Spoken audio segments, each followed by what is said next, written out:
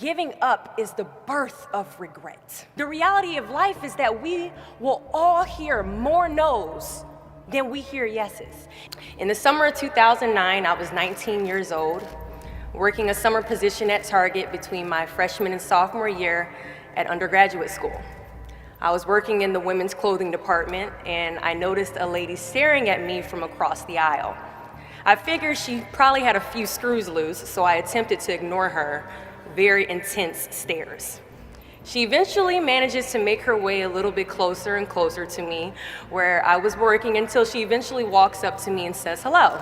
I say the famous Target quote, which is, "Hi, may I help you find something?" She then asks me, "Were you born in this country?" And I was immediately offended. And I said, "Yeah, I was born in this country." And then she says, "Do you have any kids?" I said, "No, I don't have any kids."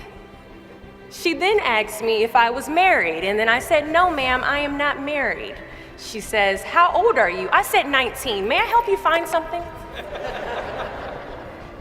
She then says, "You are the most beautiful girl I have seen." And I said, "Oh, well, thank you."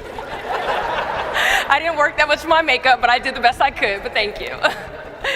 And then she says, "I think you could be the next Miss USA." And I stare at her in pure disgust and said, "Pageants?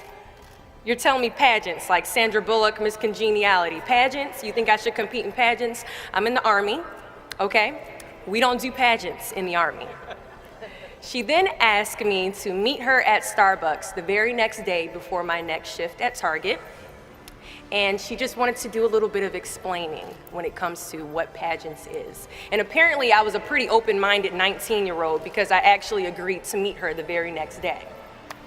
The next day she brought this foot-tall stack of pageant books and proceeds to convince me to enter into a state pageant 3 months later. For those who do not know, when it comes to Miss USA, you have to win your state first, okay?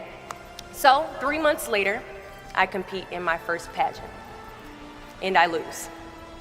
I go back the second year, compete in the state pageant. I lose.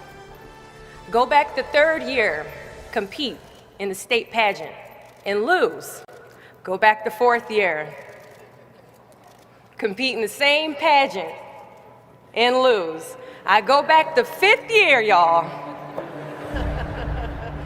Compete in the state pageant and lose. But guess what? I go back the sixth year. Guess what happens? I lose.